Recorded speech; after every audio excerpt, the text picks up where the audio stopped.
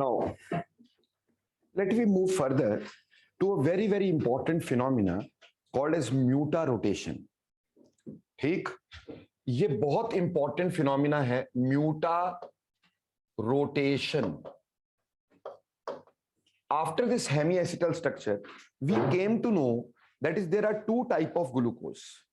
One is alpha D glucose, ठीक, and its optical movement यानी specific rotation, इसकी specific rotation plus 111.9 degree के करीब करीब होती है. अप्रोक्सीमेटली इक्वल टू इसका जो ऑप्टिकल मूवमेंट का हम साइन क्या लगाते हैं, अल्फा, यहां पे क्या लगाते हैं, टेम्परेचर, और यहां वेवलेंथ यूज्ड. ठीक, हम यहां डी लिख देंगे, यहां 298. ये ऑप्टिकल रोटेशन के लिए कोई ऐसी बात नहीं, स्पेसिफिक रोटेशन. तो इसकी स्पेसिफिक रोटेशन 111.9 डिग्री के करीब करीब होती है.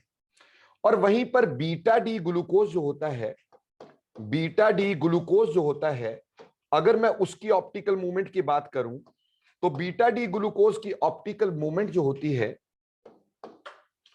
वो बेटे हमारे पास प्लस 19.3 डिग्री के करीब करीब होती है.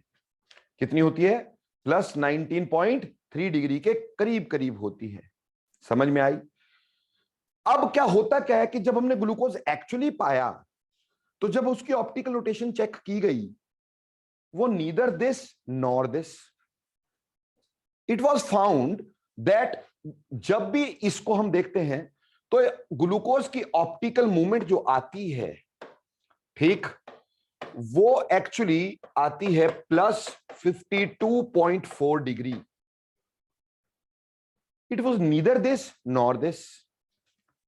इसका मतलब जब ग्लूकोज इन दो चीजों में एग्जिस्ट करता है, दो एनोमर में एग्जिस्ट करता है, तो इनकी ऑप्टिकल मूवमेंट इन दोनों में इक्विलिब्रियम होता है. ठीक है बच्चे. तो एट अ टाइम ये दोनों लगभग इक्वल अमाउंट में एग्जिस्ट करते हैं. तो इनकी ऑप्टिकल मूवमेंट यहां से यहां तक चेंज हो जाती है due to equimolar mixture. Mixture बन जाने की वजह से दोनों की ऑप्टिकल मूवमेंट एक कांस्टेंट वैल्यू तक आके चेंज हो जाती है. This change in optical rotation, change in optical rotation, optical rotation या specific rotation to a constant value, to a constant value when equimolar mixture of two anomers are taken,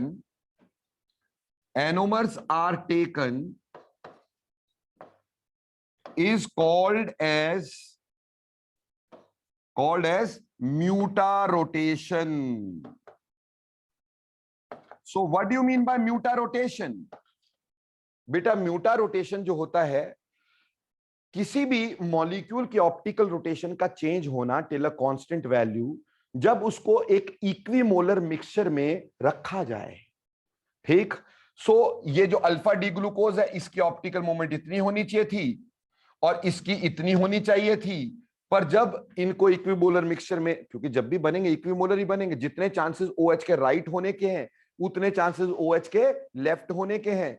तो obviously this changes to a constant value and that is 52.4. इसलिए glucose की optical movement जब भी report की जाती है वो 52.4 की जाती है. And this change of optical movement of an anomer to a constant value when equimolar mixture of two anomers are taken, it is called as mutarotation. इसी को म्यूटारोटेशन कहते हैं बेटा. बोलो क्लियर हो गया म्यूटारोटेशन. अगर मैंने हेमिएसिटल स्ट्रक्चर ग्लूकोज का ना लिया होता तो बेटा ना तो म्यूटारोटेशन एक्सप्लेन होती, क्योंकि हेमिएसिटल के बिना एनोमर नहीं होंगे. एनोमर नहीं होंगे तो म्यूटारोटेशन कैसे एक्सप्लेन होगी. So mutarotation can only be explained on the basis of hemiacetal structure of glucose. Are you clear. तो ये जो हेमिएसिटल स्ट्रक्चर था इसमें जो कमियां थी ग्लूकोज के ओपन स्ट्रक्चर की वो अच्छे से कवर कर दी. अब क्वेश्चन ये हो गया कि whether glucose exists as hemiacetal structure or it exists as open structure. So this answer I want out of you people.